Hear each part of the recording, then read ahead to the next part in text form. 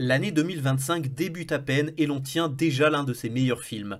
Si vous ne l'avez pas vu, foncez voir cette œuvre absolument titanesque qu'est The Brutalist. Car oui, si pour la décrire on a vu passer tous ces termes imposants, c'est parce qu'elle l'est elle-même. D'aucuns diront qu'elle est monumentale, ce qui va de soi pour un film sur l'architecture. Depuis son passage remarqué à la Mostra de Venise, d'où le film est reparti avec le lion d'argent de la meilleure mise en scène, The Brutalist déchaîne les passions de la presse comme du public.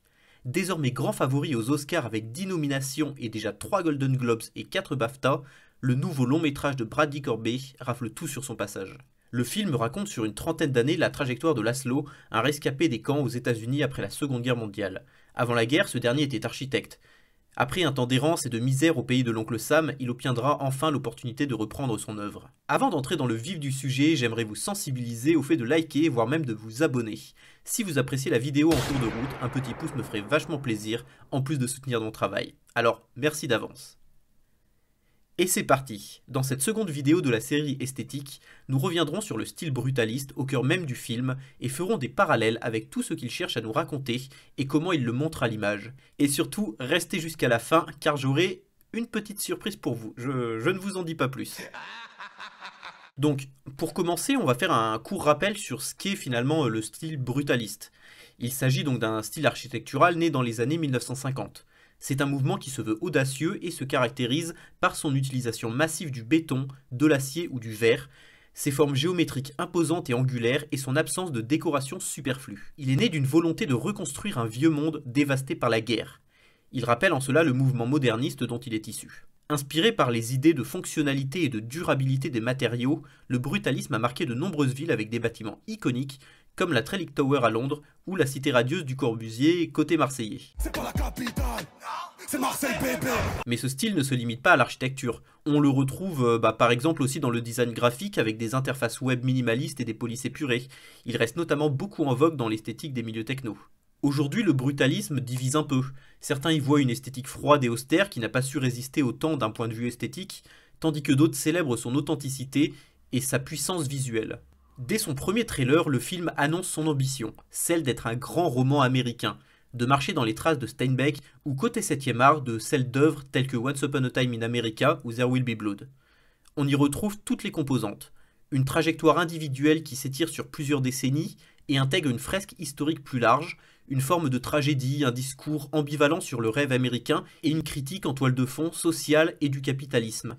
Comme il s'agit ici de l'arrivée d'un immigré hongrois en Amérique, Laszlo Tosz, on a également un discours sur le déracinement et les difficultés à l'intégration.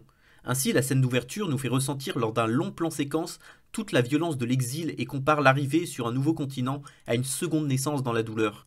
Laszlo vient chercher le rêve américain, mais face à la réalité d'une Amérique qui méprise la misère et préfère oublier les horreurs de la guerre dont il est un rappel permanent, l'ancien architecte démarre sa nouvelle vie dans la pauvreté. Il exerce dans un premier temps le métier d'ouvrier, jusqu'à ce qu'un riche mécène décide de l'embaucher pour la conception d'un complexe.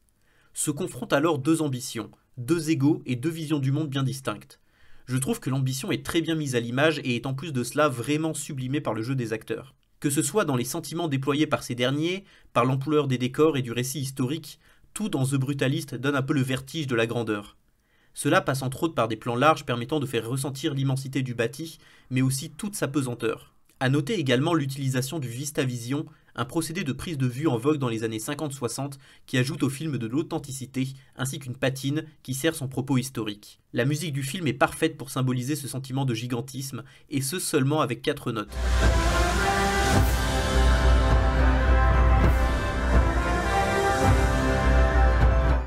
Il en va de même pour la durée du film qui s'élèvera à plus de 3h30 avec une entr'acte. Ainsi, dans ce brutaliste, l'architecture devient un personnage à part entière. Les bâtiments deviennent des entités qui tour à tour écrasent ou émerveillent les personnages. Ils sont à la fois l'autel qui permettra d'immortaliser la fortune de celui qui les finance et le génie de celui qui les conçoit. Cette utilisation de l'architecture se retrouve dans d'autres œuvres, notamment dans Brazil où l'oppression bureaucratique est matérialisée par le décor. Le film joue avec les ombres pour magnifier ces structures ou les rendre menaçantes. La palette du film est dominée par des teintes froides, principalement des nuances de gris, de bleu et de marron terreux. Ça coïncide parfaitement avec les scènes plus sales, voire un peu crasseuses tournées en Europe, mais également avec l'imaginaire vintage un peu patiné des grandes villes américaines des années d'après-guerre.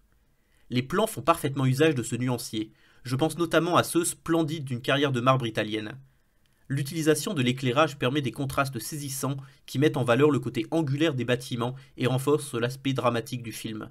Ce drame finalement est multiple. C'est celui d'une Europe réduite en cendres et d'un nouveau monde austère. Mais c'est également celui d'un créateur qui essaye de se reconstruire au travers de son œuvre.